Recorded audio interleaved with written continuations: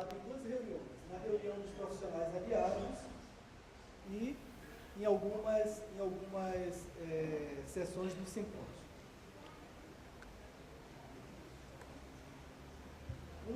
Dos assuntos que foram abordados no simpósio foi sobre a tecnologia assistiva. E eles mostraram a comunicação aumentativa na esclerose lateral amiotrófica, uma interface entre a função cerebral e a ação motora.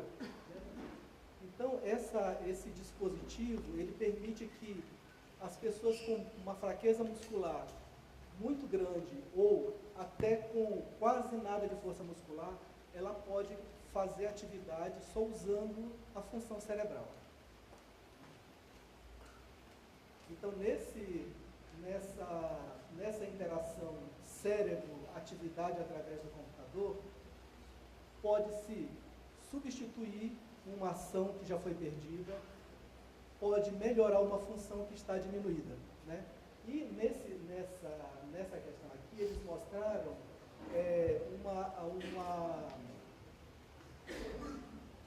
um acompanhamento que está sendo feito com pacientes, fazendo com que, nesse processo, eles consigam fazer pinturas na tela do computador.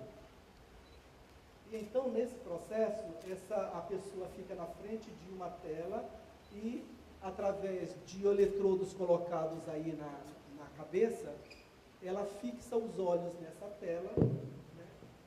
E com a fixação dos olhos na tela, ela consegue trabalhar, estimular essa tela do computador, e ele começa então a reproduzir aquilo que a pessoa está querendo. Então, eles mostraram a história dessa senhora aqui. Ela tem 74 anos, ela é professora, e ela já não tinha mais a capacidade de se movimentar. E e outra coisa, que ela não tinha nenhuma familiaridade com computação. Mas, e no início ela teve dificuldade de se adaptar, mas quando ela começou a desenvolver essa interface com o computador, ela começou a produzir algumas telas e, inclusive, fez uma exposição das telas, e ela disse que ela voltou a ter qualidade de vida pelo fato de que ela começou a produzir coisas que ela não conseguia. Então, são duas telas onde ela interage com o computador, e a outra tela que vai aparecendo o trabalho que ela está fazendo. Aqui é uma das telas que ela pintou, né, com o computador, uma outra. E nessa exposição que eles fizeram, o dinheiro que foi arrecadado está sendo dirigido para essa pesquisa que está nessa primeira fase, quer dizer, que a pessoa pode voltar a ser produtiva, né? E eles estão querendo ir para uma segunda fase, que é agora fazer outras ações, como, por exemplo, a movimentação de uma musculatura, de um membro que está paralisado. Outra questão dessa comunicação aumentativa foi o banco de voz, mas eu acho que aqui a Patrícia, ela vai abordar essa questão aqui do banco de voz, que eu vou passar, porque com certeza ela vai abordar na aula dela.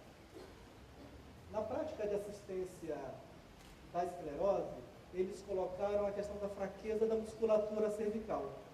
Então, a fraqueza da musculatura cervical, ela é muito frequente nos pacientes de esclerose lateral amiotrófica, né, porque o paciente tem fraqueza, geralmente começando com a musculatura distal, mas pode acometer também a musculatura de sustentação da cabeça.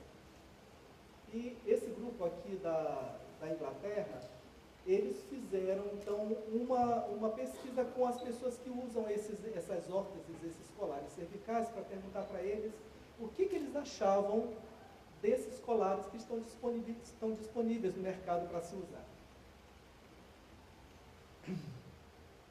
Então, dentro do questionário também que eles fizeram para os pacientes, eles perguntaram como que eles se sentiam com essa fraqueza da musculatura do pescoço com dificuldade de sustentar a cabeça. Então, muitos referiram que essa posição da cabeça caída causa dor e causa desconforto. Além de tudo, interfere para se alimentar, interfere no cuidado com a salivação, né, que alguns têm uma salivação excessiva, que é a cialorreia, impede de ter uma visão do ambiente porque está com a cabeça caída, e uma dificuldade de ter uma interação social normal, e a dificuldade também de fazer as atividades da vida diária. E quando eles perguntaram para eles o que é que eles achavam desses colares que estão disponíveis, eles disseram que eles não satisfazem a necessidade deles. Quer dizer, e aí, além de tudo, eles ainda disseram, nós não gostamos nem sequer da aparência do colar que são oferecidos para nós. E perguntaram, então, quais são as dificuldades que vocês podiam listar em termos disso? A primeira que eles disseram, o encaixe desse colar cervical no pescoço, né? Muitos são apertados, muitos estão muito frouxos, a dificuldade de ter uma circunferência apropriada. Depois, que alguns colares não fornecem o apoio necessário para manter essa cabeça ali. A gente sabe que aqueles colares de espuma, né, eles não permitem isso mesmo. Esses colares são extremamente restritivos para a função, principalmente de movimentação da cabeça, são desconfortáveis e estão inadequados para as atividades que as pessoas precisam fazer. E aí, a pergunta foi, qual seria então o colar cervical ideal? E o que os pacientes responderam? Que ele desse suporte para a cabeça, mas que permitisse movimentação. Que pudesse ser adaptável às necessidades da vida diária. Que desse um suporte na cabeça mais natural possível, né? Mais dentro da ergonomia. E que fosse ajustado para cada paciente. E além disso, que podia ser um colar cervical que pudesse ser também assimétrico, quer dizer, um lado mais alto do que o outro, dependendo da posição que se queira estar. E depois que ele fosse disponibilizado para o serviço de entrega, e que você pudesse solicitar e receber isso em casa, como se fosse uma encomenda pessoal, que você, alguma coisa, uma órtese de uso pessoal, individual, com as suas características. Então, o que eles fizeram? Começaram, então, a montar modelos baseados nos próprios pacientes. Então, eles faziam a fotografia tridimensional desses pacientes, faziam o modelo no computador. Onde que está a luzinha? Qual é essa? Em cima. Fazia o modelo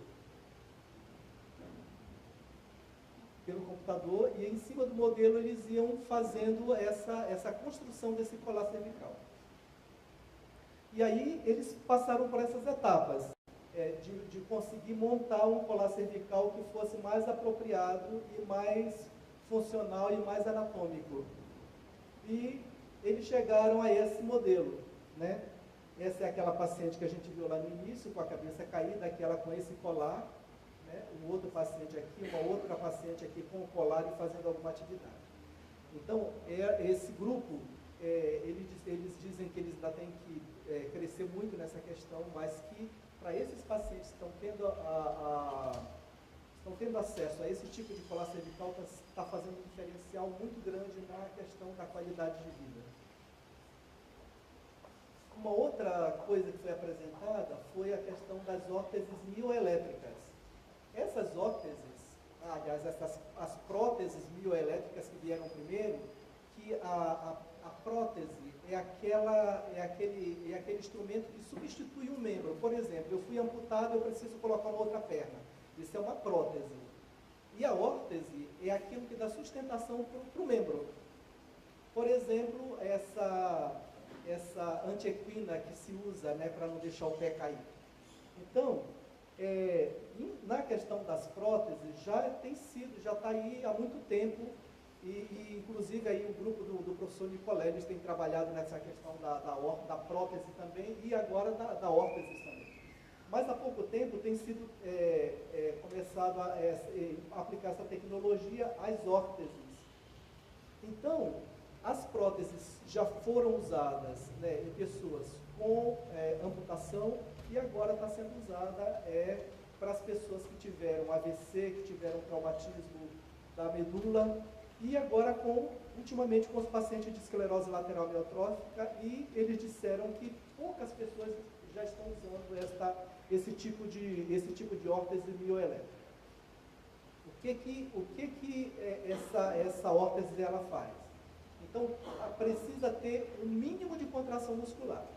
Essa mínima contração muscular, ela estimula uma reação dessa prótese que faz o completo movimento.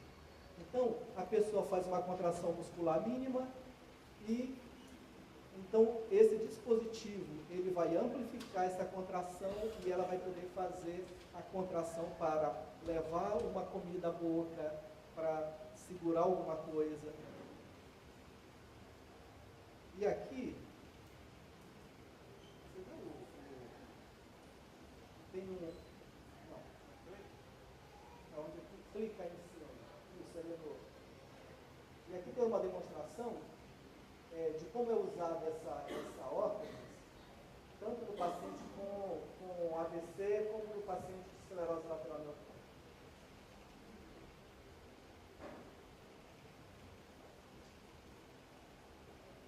Essa aqui é uma paciente com AVC, ela tem a fraqueza muscular nesse braço, mas tem uma fraqueza com a espasticidade, né? Aquela fraqueza endurecida.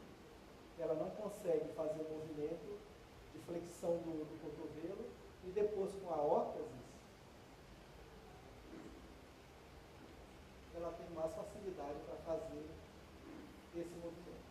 E para esses pacientes, esse exercício continuado está sendo eles estão sendo beneficiados de ganho de força muscular e ganho de função.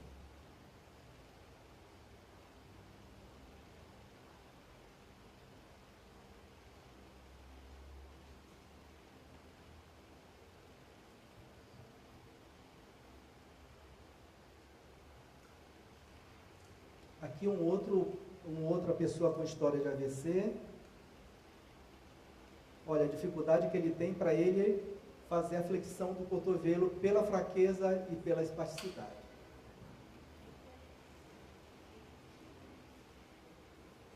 E agora com a órtese.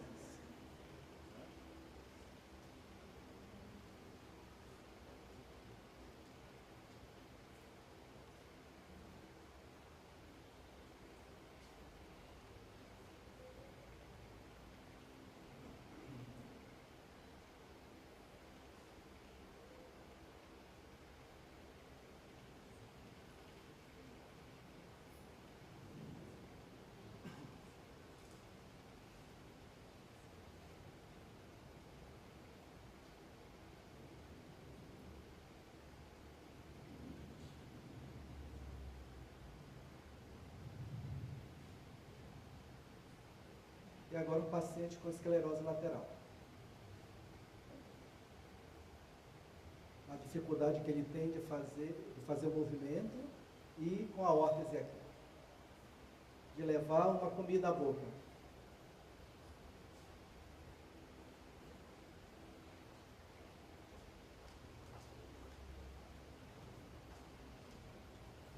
Então, eles mostraram que isso aqui vai dar muita qualidade de vida para você que tem uma fraqueza, mas que ainda tem alguma força muscular e que vai permitir movimentos, você pode recuperar movimentos que você julga ter perdido.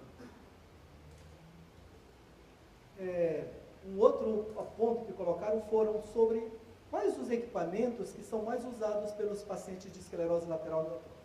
Isso aqui foi apresentado pela Sara, que muitos de vocês conhecem, e nessa aula dela eu achei muito interessante, porque ela diz que esse uso de equipamentos por pessoas com esclerose lateral amiotrófica já está estabelecido há muito tempo, e já tem um consenso de quais são os equipamentos que devem ser colocados para os pacientes de esclerose lateral amiotrófica. Entretanto, não está estabelecido qual o tempo que ele deve ser indicado e quanto tempo ele deve ser usado, né? E aí, o que eles fizeram? Fizeram, então, um estudo retrospectivo de pessoas que tiveram esclerose lateral amiotrófica e quando essas recomendações foram feitas, quando que as pessoas começaram a usar esses equipamentos recomendados pelos fisioterapeutas e para poder tirar essas conclusões aí do trabalho deles. Então,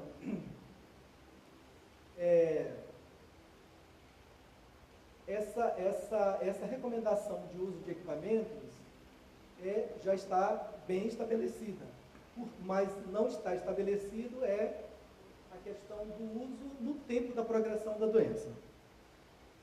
Então, lá nos Estados Unidos, eles estão enfrentando um problema porque os planos de cobertura de seguro só subvencionam ou só pagam o equipamento se realmente ele for comprovado que ele é clinicamente necessário para a pessoa. Então, esse estabelecimento da tendência de usar qual equipamento e do prazo para a utilização desses equipamentos tem sido baseado nas medidas funcionais. E aqui a gente tem aquela escala de funcionalidade, que é a LS-FRS, né, que é a escala de funcionalidade de esclerose lateral amiotrófica. E se for usado esses parâmetros de medidas funcionais, pode-se ter a aquisição, a recomendação, a aquisição do equipamento correto e bem precocemente.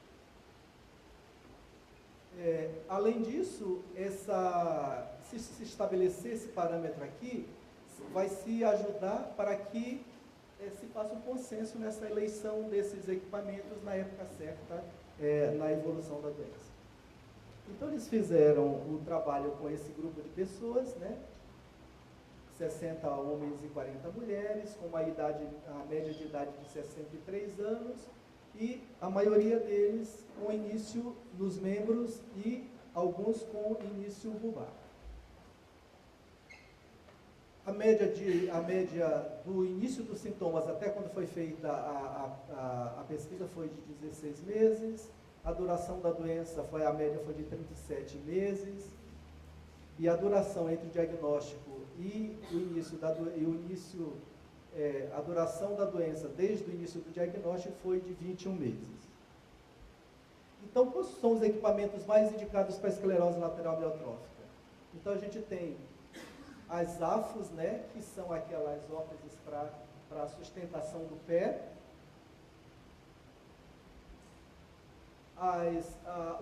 os auxiliares de marcha e as cadeiras de roda. O que eles mostraram? Que a indicação das AFOS, elas foram feitas em média quando o paciente tinha 30,8 da escala de funcionalidade. Mas muitos deles já tinham começado a usar começaram a usar com 33,3 da escala de funcionalidade. A força muscular, quando foi indicada, era esta, de 3 a 4, e quando começou a ser usada, de 3 graus, né? E para os auxiliares de marcha, foi indicado quando tinham 29% da função e começaram a usar com 34.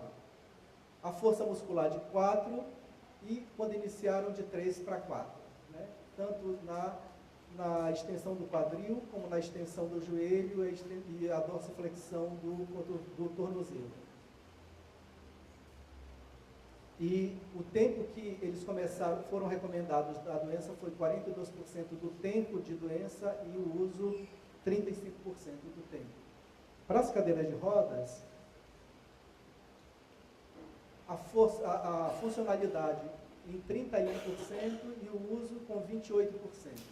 A força muscular, quando indicado, estava em 4 a 5 e quando usado, a partir de 4. E em torno de 50% a 58% do tempo de evolução da doença.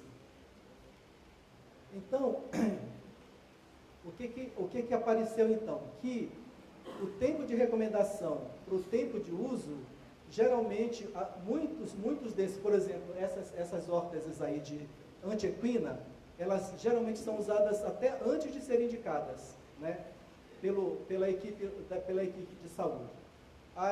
Os auxiliares de marcha, a mesma coisa. Só a cadeira de roda que elas são usadas posteriormente, depois que são indicadas. E eles fizeram também qual o percentual de queda com uso e sem uso desses equipamentos indicados. Então, se mostrou que o número de quedas quando esse equipamento de antiequino é indicado para o paciente e depois que ele está usando é bem menor, né? A mesma coisa que no auxiliar de marcha, o auxiliar de marcha não teve diferença aqui, e nas cadeiras manuais e de roda, o índice de quedas foi muito maior antes deles estarem usando o equipamento indicado.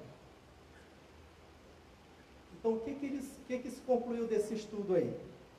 Que esses equipamentos devem ser indicados quando essa score da escala funcional está menor que 35. Já deve ser indicado. Que o número de quedas ele é bem menor quando a pessoa usa a cadeira de roda do que quando usa outro equipamento. E que a média da força da extremidade dos membros inferiores estava maior no momento da recomendação da cadeira manual do que quando comparado com a recomendação dos auxiliares de marcha. Então, quer dizer assim, a recomendação não estava no tempo hábil, né? Então, quando se vê lá, a cadeira de roda foi indicado antes, quando a pessoa ainda tinha capacidade de estar caminhando. A média da força muscular nas extremidades dos membros inferiores estava menor daqueles que utilizavam cadeira muscular manual comparado com o que estava usando auxiliar de marcha. Isso aqui.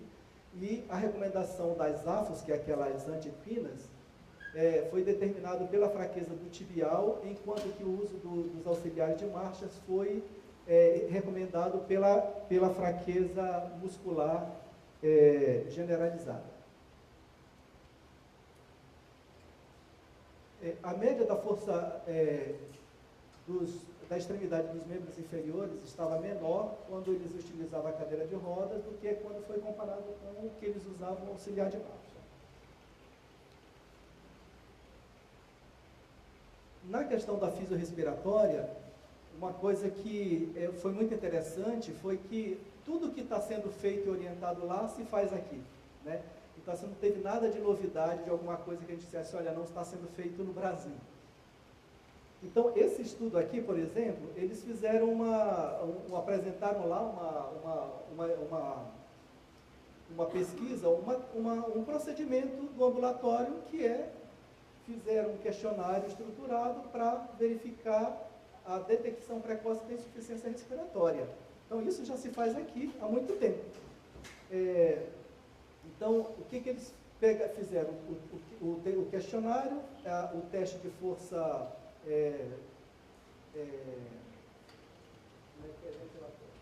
Seriana, me ajuda aí. A capacidade vital forçada e essa medida de dióxido de carbono. Então, nesse questionário, eles tentaram identificar quais são os sintomas de insuficiência respiratória. O que eles verificaram? Que o maior sintoma foi a falta de ar quando a pessoa faz atividades, né? E o que eles verificaram? Que todos os pacientes que se queixaram de algum sintoma, quando eles foram fazer o teste da capilografia, apresentaram que eles estavam com insuficiência respiratória. Desses pacientes, 37% deles tinham uma capacidade vital forçada acima de 50% do predito. E apenas 15% apresentaram hipercapnia diurna. E outra coisa que eles viram, que esses que apresentaram a hipercapnia diurna, apresentaram apenas esse sintoma, que foi a falta de ar quando faz alguma atividade física. Então, eles mostraram que todos os pacientes que tinham essa suspeita pela queixa de insuficiência respiratória, foi confirmado quando fizeram o teste. E que esse teste aqui de capacidade vital, ela não é uma medida suficiente para dizer que a pessoa tem a insuficiência respiratória. E que o valor da capnografia diurna, que pode dar normal, eles disseram que é como se fosse assim, um falso negativo para se avaliar se essa pessoa tem a insuficiência respiratória e a epicarpenia noturna. Um outro estudo que veio da ventilação dos pacientes de ELA, com a ventilação mecânica não invasiva. A pergunta foi, por que os pacientes deixam de usar, por que é tirada a ventilação mecânica dos pacientes, né? Qual é o fator que leva ao paciente não suportar mais a ventilação mecânica não invasiva? Então, eles disseram o seguinte, que o que está se estabelecido é que essas secreções orais excessivas é que impede muito a tolerância do paciente com essas interfaces de ventilação mecânica não invasiva. Mas eles quiseram verificar quais os outros fatores que podiam, além desses da secreção oral, que podiam estar causando essa dificuldade da continuidade do uso da ventilação não invasiva. Então, o que eles verificaram? O que eles acharam? Que um dos fatores é o atraso do início da introdução da ventilação mecânica não invasiva, que muitas vezes ela é introduzida numa situação de emergência no atendimento hospitalar, e muitas vezes numa falência respiratória aguda. A outra coisa que eles colocaram que pode causar essa dificuldade de manter a ventilação, é o uso do ventilador no modo espontâneo. Quem pode explicar melhor para a gente é a Celiana, porque ela é da área da respiratória. A outra coisa é que os cuidadores não tinham conhecimento que aquele paciente que eles estavam cuidando tinha necessidade já de ter a ventilação mecânica não invasiva. Particularmente, disseram eles lá, os pacientes que ainda estão deambulando, são atendidos no ambulatório, que começaram já a doença com a dificuldade de respirar. Uma outra coisa que leva ao abandono do uso da ventilação mecânica é o uso da morfina naqueles pacientes que estão usando a ventilação mecânica com a ventilação não invasiva com sucesso, mas precisa usar morfina por causa dos protocolos de cuidados paliativos. E a outra coisa que eles colocaram é esse ajuste dos aparelhos que não estão conforme as alterações da necessidade respiratória do paciente.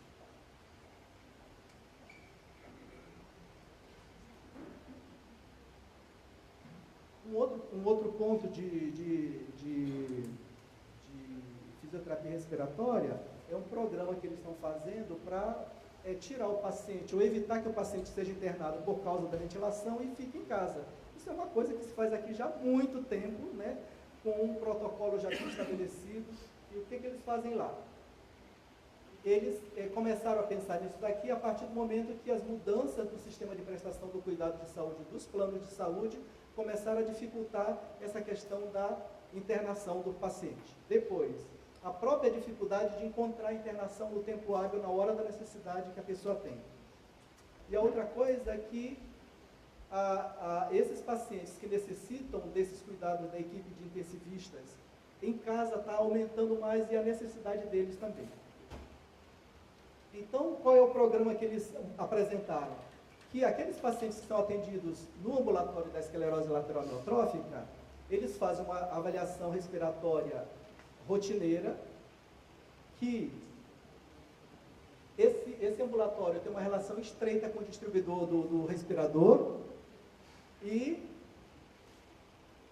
que essa colaboração essa relação entre o ambulatório e o distribuidor do ventilador tem permitido um rastreamento bem rápido dos pacientes e a necessidade do uso da ventilação atendida. Então, essa avaliação pode ser feita já em casa e a continuidade da avaliação em casa é o que já se faz aqui. Eu estava falando que esse daqui era um trabalho que podia ser apresentado aqui por nós e com muito mais dados do que esse daqui. Então, o que eles mostraram? Que o aumento de pessoas que estão sendo atendidas em casa usando o ventilador, né, como no passado do tempo, e que isso está gerando um ganho financeiro, está promovendo a qualidade de vida e está permitindo menos ansiedade do paciente na hora da introdução da ventilação mecânica se ele está no ambiente de casa. Na fisioterapia motora, na verdade, quem apresentou isso aqui foi o pessoal da terapia ocupacional, mas eles chamaram atenção para essa questão do exercício na esclerose lateral amiotrófica, que a gente já sabe que já tem muitas coisas que já estão estabelecidas, né? As pesquisas, geralmente, as pesquisas foram feitas em modelo animal, a gente sabe disso, mas o que é que demonstrou essas pesquisas? Que a atividade física, ela não é prejudicial na sobrevivência desses ratos quando eles são estudados. Coloca o ratinho para fazer exercício, ele não morre mais cedo, ou não morre mais tarde, quer dizer, não interfere. Outra coisa, que os exercícios moderados mostraram nesses modelos animais a estimulação de fatores neuroprotetores, quer dizer, em vez de danificar o neurônio, está causando fatores de proteção para essas células nervosas que fazem a contração muscular. Depois, que os exercícios de alta intensidade, esses sim são prejudiciais.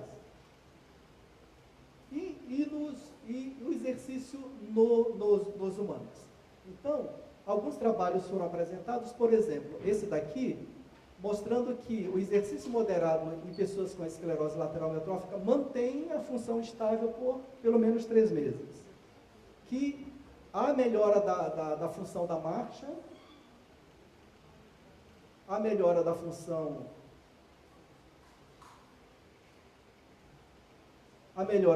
da marcha e da capacidade das atividades aeróbicas, que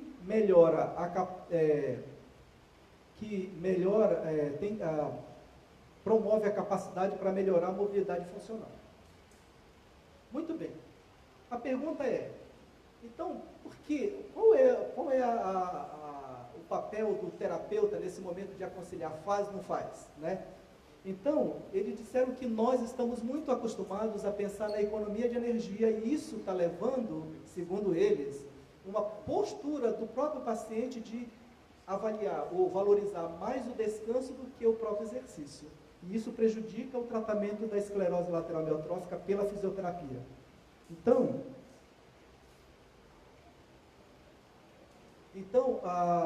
o que se tem que qualquer atividade funcional, ela vai melhorar, vai dar bem-estar para a pessoa. E, além disso, vai melhorar a atividade, vai melhorar o nível de funcionamento e a qualidade de vida. Então, eles mostraram o seguinte, que nós, reabilitadores, nós fazemos uma balança entre descanso e trabalho, mas parece que está tendo uma tendência de valorizar mais o descanso do que o próprio exercício, o programa de exercício. E eles montaram essa comparação de que, quando você foca na compensação ou no descanso, você vai encorajar a pessoa, o organismo, a estar relaxado e descansado, quando na reabilitação você deve encorajar e desafiar esse corpo a fazer alguma coisa. Que quando você está pensando só no descanso, o foco fica na conclusão do que se está fazendo. Quando você foca na reabilitação, o seu foco é no momento da realização da tarefa, para a pessoa que está fazendo. A outra coisa foi que, quando você pensa na economia de energia, o foco é no período de descanso. E quando você pensa na reabilitação, a concentração o foco está em concentrar-se na atividade. E eles disseram que essa ênfase no descanso, ela não provoca nenhuma alteração fisiológica, enquanto que, quando você foca na atividade, isso sim vai produzir uma reação fisiológica, no caso aí, os neuroprotetores para esses neurônios motores. Um outro assunto que foi abordado lá foi um guia para os pacientes de familiares e cuidadores e profissionais. Então, está disponível nesse endereço aqui na internet e ele trata do chamado End of Life. Então, o que eles estão trazendo nesse manual? De que a preocupação que tem que ter com as crianças da família que tem uma pessoa com esclerose lateral amiotrófica. Então, eles trouxeram aí de que, lá na Inglaterra, uma criança a cada 25 minutos fica sabendo da morte dos pais. E que 1 a 30 crianças experimenta a morte dos pais ou irmãos até os 16 anos de idade. E que essas crianças que estão na casa das pessoas que têm a esclerose lateral amiotrófica, isso aqui eles fizeram com famílias que têm câncer, né? Tem que se valorizar essas crianças para que elas sejam informadas, porque elas absorvem a informação e trabalham do jeito que elas estão entendendo. Então, o que eles estão aconselhando? De que você se volte para essas crianças, esses adolescentes da sua casa e converse com eles.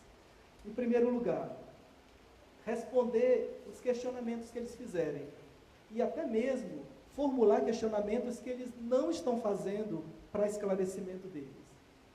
Outra coisa que eles colocaram é usar vídeos de momentos da família, usar vídeos de que você queira conversar com seu filho, com o seu parente, que eles dizem que isso vai causar um impacto positivo nessas crianças, que se você ignorar, eles estão vivenciando a história da doença em casa com a percepção que eles têm. Então, aqui eles estão chamando a atenção de valorizar não só das pessoas adultas de casa para cuidar desse familiar com esclerose lateral amiotrófica, mas também se preocupar com as crianças e os adolescentes. E uma outra coisa que eles trouxeram foi essa aqui, essa fadiga pela compaixão. O que é isso? Ele diz é uma síndrome diferente da síndrome de Burnout. A síndrome de Burnout é uma síndrome de profissionais que, pelo excesso de estresse no trabalho, eles simplesmente não toleram mais o trabalho, né? Isso é muito presente, fizeram com a equipe de professores, equipe de profissionais da saúde, que tem essa síndrome de Burnout.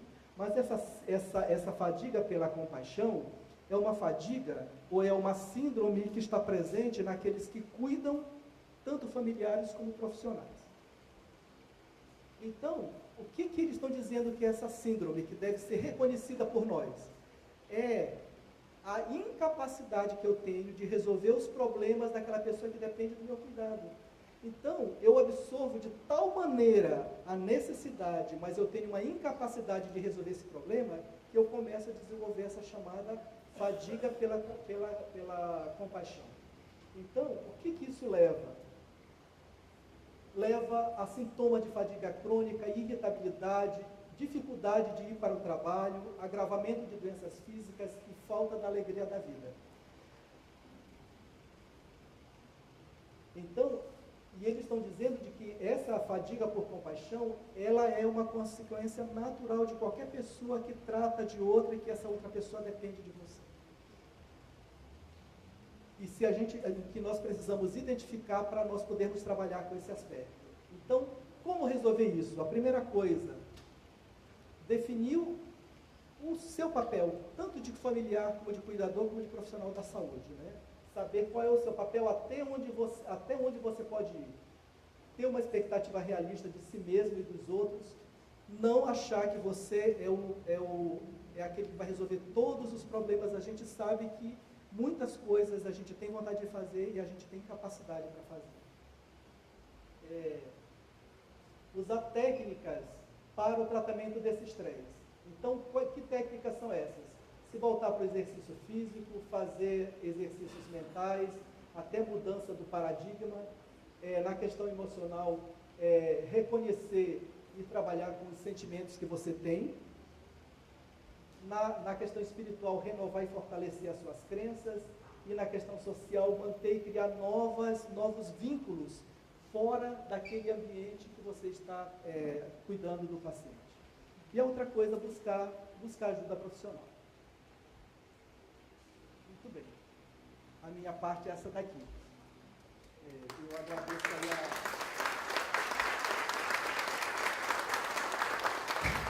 a oportunidade que a Brela me deu de frequentar lá o simpósio.